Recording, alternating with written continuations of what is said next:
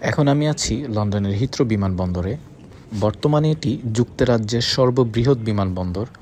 যাত্রী পরিবহনের দিক থেকে এটি পৃথিবীর চতুর্থ ব্যস্ততম বিমানবন্দর নামে পরিচিত। আমি এখন আছি টার্মিনাল 4-এ।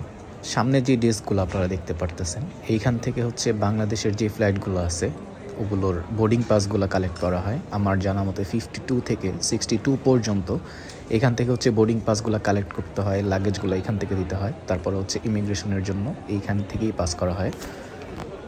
এই জায়গাটি সবার জন্যই উন্মুক্ত, যাত্রী ছাড়াও এখানে সবাই প্রবেশ করতে পারবে। এখানে যে মানুষগুলো দেখতে পারতেছেন, এইখানে যাত্রী ছাড়াও অনেক মানুষ আছে। সামনে যে গেটটা দেখতে পারতেছেন, এইটা হচ্ছে ইমিগ্রেশন শেষ করার পরে যাত্রীরা এই গেটটা দিয়ে বেরোয়।